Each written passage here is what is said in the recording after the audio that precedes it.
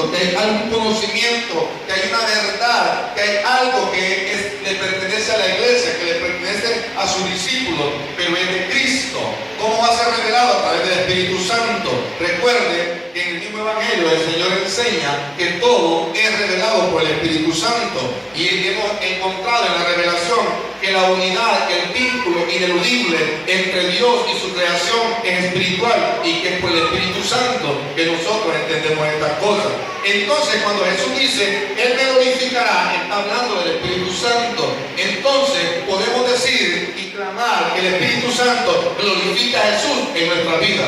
¿Cómo glorificará el Espíritu Santo a Jesús en nuestra vida? Enseñándonos la palabra, dirigiéndonos a vivir en la palabra, corrigiéndonos y enseñándonos el camino correcto. Cuando usted y yo como iglesia vivimos en obediencia que Jesús nos pide, en obediencia que la palabra de Dios nos demanda, es revelado por el Espíritu Santo. Entonces, cuando nosotros vivimos en esa obediencia revelada por el Espíritu Santo glorifica a Jesús en nuestra vida.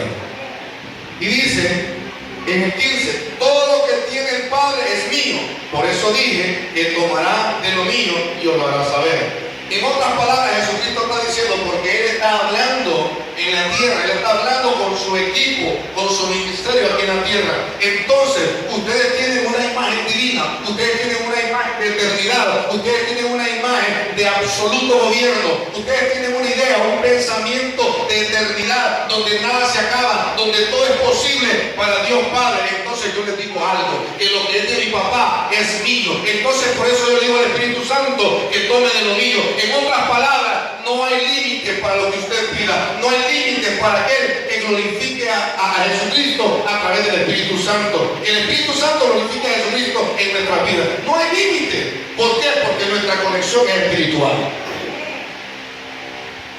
Esto demanda en nosotros, como iglesia, a darnos cuenta que necesitamos tener no solamente una comunión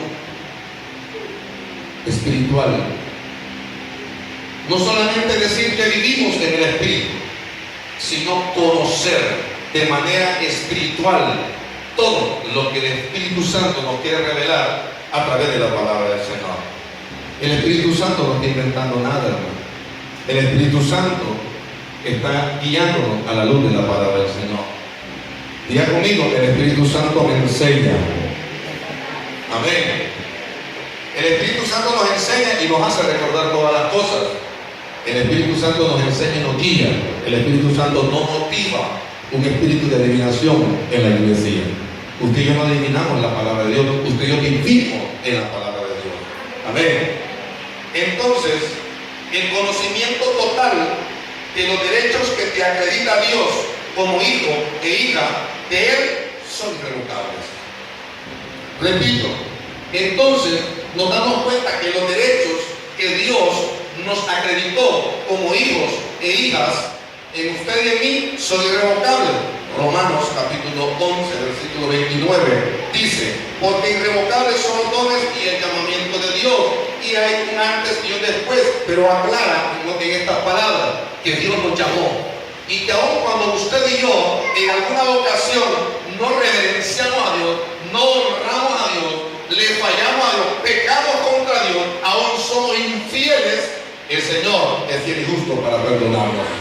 Pero el Señor dice, clama a mí, yo te responderé. El Señor dice que un corazón contrito y humillado, Él no lo menosprecia. El Señor se muestra como maestro, se muestra como padre, se muestra como guiador, se muestra como consolador, a través de las funciones y las manifestaciones que Él ha tenido hasta hoy. Usted y yo tenemos el privilegio de conocer a Dios en su plenitud, como Padre, como Hijo y como Espíritu Santo. En la plenitud de sus funciones. Entonces usted y yo podemos clamar al Padre en el nombre de Jesús, y eso lo dice la palabra, y nos guía en la oración, no dudando, creyendo, lo recibiremos, dice el Señor. De lo contrario, entonces no habrá respuesta. ¿Por qué? Porque podemos pedir en el nombre de Jesús, pero si no tenemos fe, una fe que es activada por la palabra de Dios, por el conocimiento de la palabra de Dios. Entonces, cuando decimos que la acreditación de todo derecho divino a su vida y a mi vida como hijos es irrevocable, es basado en este pasaje que lo acredita en Romanos 11, 29. Estas cosas, esto convierte a usted en ministros. Oigan bien, estos censos nos convierte a usted y a mí en ministros.